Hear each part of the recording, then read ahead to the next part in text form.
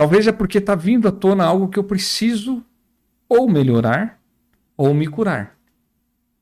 E quando a gente começa esses processos, a gente vai ficando muito sensível. Né? Ou eu estou enganado, a gente vai ficando sensível porque a gente vai vindo aquele sapo que você engolia, vai vindo aquela raiva que você sentia e você tem que se libertar disso.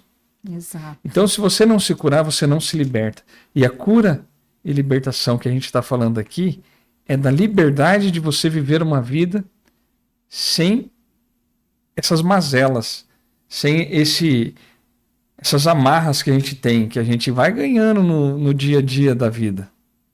E você está falando sobre isso, né? Eu falo sempre para todo mundo que assiste, né, as lives, o nosso podcast, que quando você encontra essa resistência, que você se aquieta, muitas vezes a pessoa, ela fica mais sensível e foge, ela quer fugir daquele contexto, ela não quer olhar. E ela não quer olhar por quê? Porque ela ativa o mecanismo de defesa dela.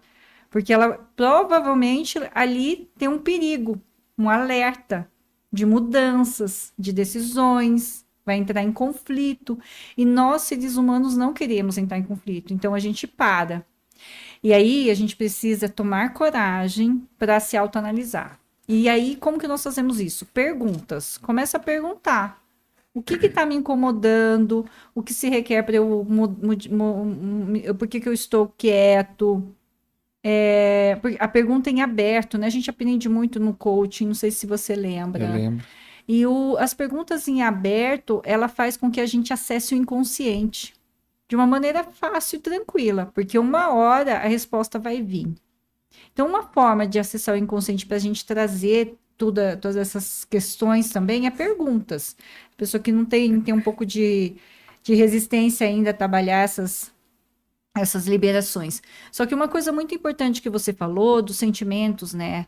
Ai, tô com raiva, tudo. Só que a gente tem uma tendência, porque a gente vem de um sistema religioso que prega bastante, né? Que a gente não pode da maldade, do bom, do ruim, dessa dualidade. Que quando a gente sente raiva de verdade, nós tendemos a fazer o quê? Você não extravasa. Você faz o quê? Você guarda dentro de você. Se retrai, né? Retrai. E essa dificuldade. A gente deveria entender que ao invés de retrair e segurar, nós deveríamos soltar. Claro que você não vai soltar como de modo inconsequente, gritando, berrando com todo mundo, chutando balde, chutando. Não, você vai tentar extravasar do seu modo. E até por isso que eu falo que boxe Muay Thai é muito bom.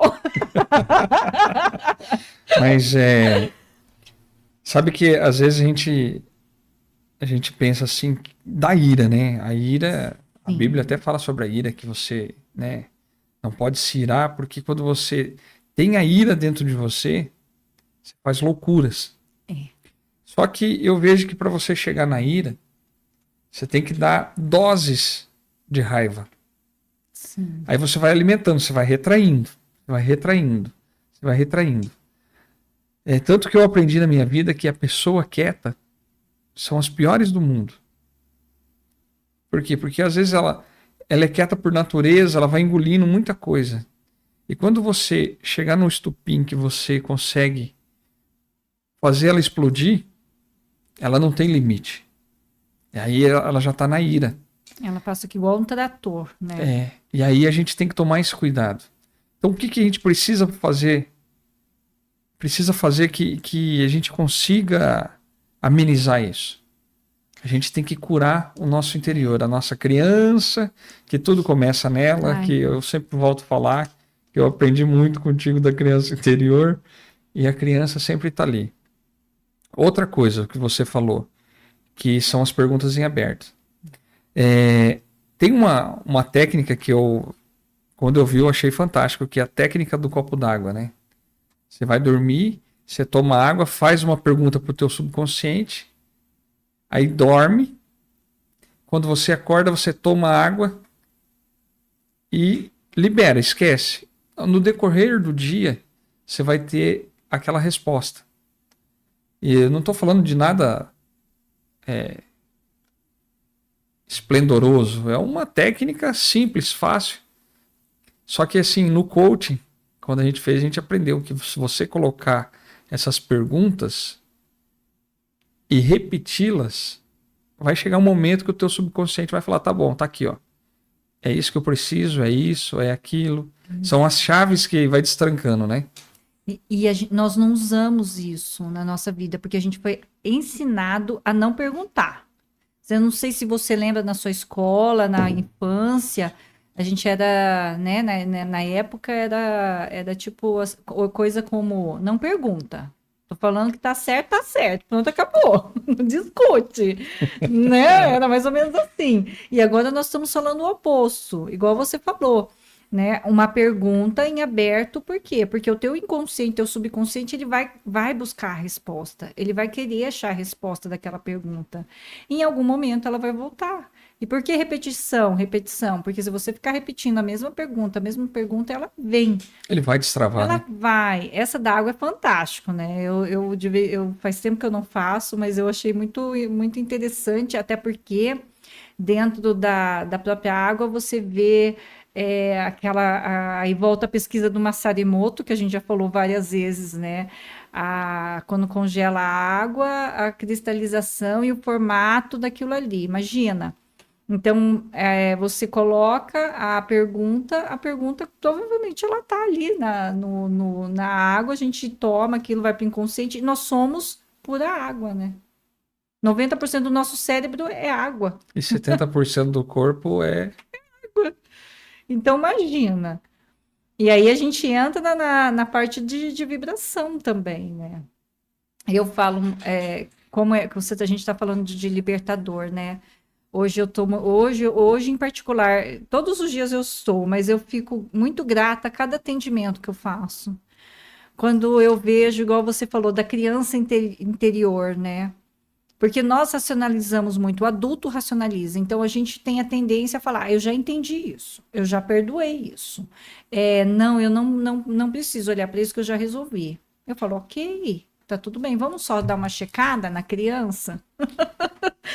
E quando vai checar a criança, não é nada disso. Tá tudo fora de ordem, tudo né? fora de ordem. Quem racionalizou, quem entendeu, quem compreendeu foi o adulto. A criança tá ali perdidinha, porque Ferida. porque o trauma faz isso. O trauma é como se fosse um choque, né?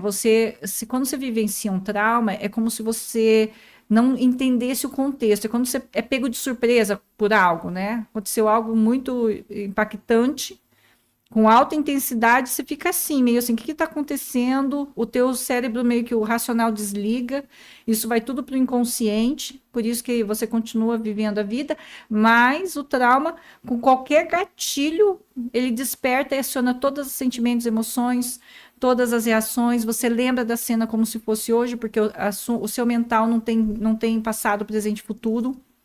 Para ele é tudo presente, vivenciando no hoje. E aí você traz todo aquele trauma para o momento presente. E aí é isso que as pessoas não estão entendendo. Ela está vivenciando uma dor de uma criança que ela não teve a compreensão e de assimilação. Ela continua vivendo. O adulto tenta entender o contexto, continua vivendo, mas às vezes o bloqueador da vida dela, financeiro, relacionamentos, pessoas que estão impedidas de viver sonhos, liberdade, é tudo porque tem uma criança ali. Fábio, dá pra gente dizer assim que... deixa eu ver se eu consigo colocar de uma forma que não... A gente tá falando da liberdade pós a cura. Mas dá pra gente dizer que essa liberdade, a gente pode acrescentar também o perdão que cura? Porque você falou do perdão, mas a gente não sabe perdoar.